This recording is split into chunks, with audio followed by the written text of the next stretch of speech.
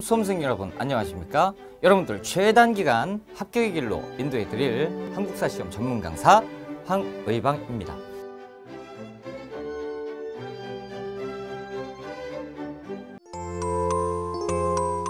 고려의 경제편 들어갑니다.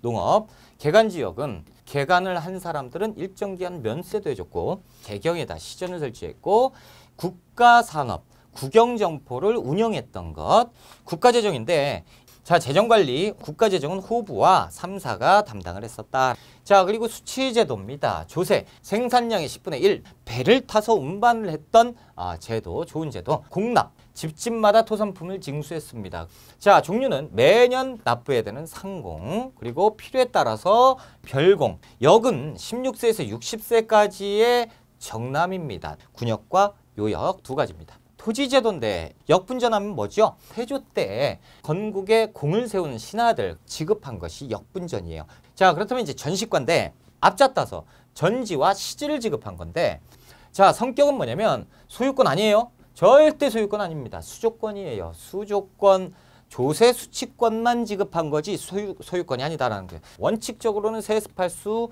없었지만 사망하거나 퇴직했을 때 반납을 해야 되지만 예외적으로 세습되는 토지들이 꽤 있었다라는 거예요.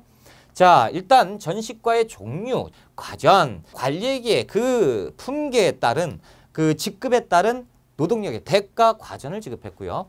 그리고 공음전입니다. 5품 이상 관료들에게 특별히 지급한 거죠. 일종의 보너스예요. 자, 공신에게 지급했으니까 공신전이고 군인에게 지급했으니까 군인전이겠죠. 하급 관료, 군인의 유가족에게 지급한 게 구분전. 자, 그리고 기억할 수 있는 게 한인전, 6품 이하의 하급 관리의 자식들 중에 관직에 오르지 못한 사람들이 지급했다라는 거죠. 외역전, 향리에게 지급했다라는 거죠.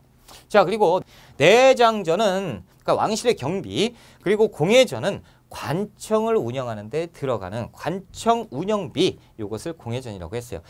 자, 변화가 있는데 시정전식과 개정전식과 경영전식과인데 자, 이제 절대 잊어버리면 안 되는 게 민전이에요. 백정 농민들에게 지급을 한 건데 매매, 상속, 기증, 임대 등이 가능한 거예요. 그렇다면 뭘 줬지? 소유권을 줬다라는 얘기지요. 그렇죠? 그래서 농민의 사유지 민전.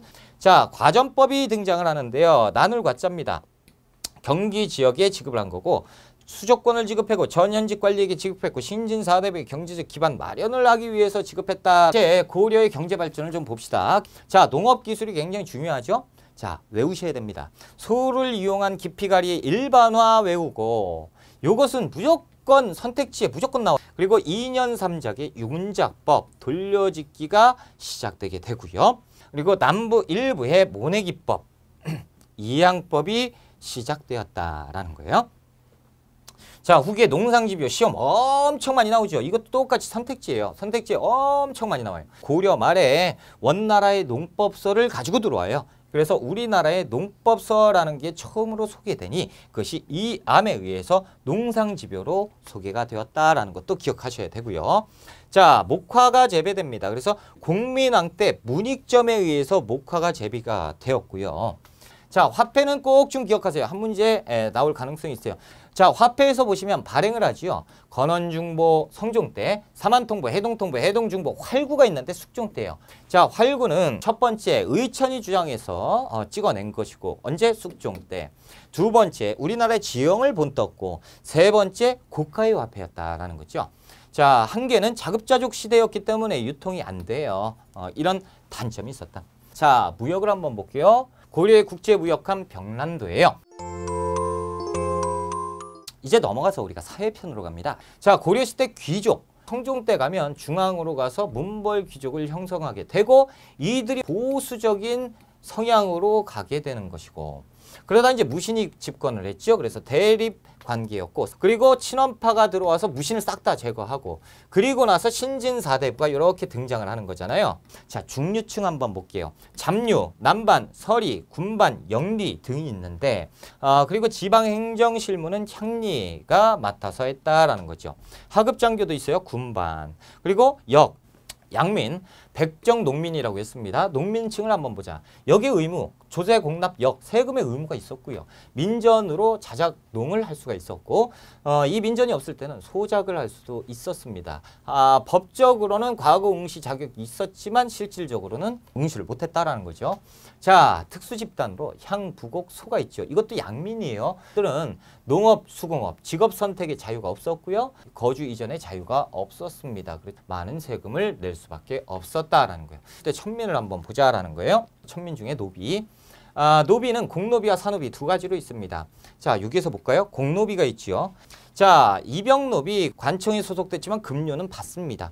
자, 솔거노비 주인과 동거하는 사람들이지요. 외거노비라는 놈이 있는데 외형상 누구하고 비슷해? 농민하고 엄청나게 비슷한 사람들이 이 노비였다라는 거예요. 사회 제도를 한번 봅시다. 자, 제도가 있는데 빈민구제법이에요. 의창. 그래서 의창은 누구 때? 성종 때. 자, 의료 동서대비원입니다. 그래서 병원이에요. 그렇죠?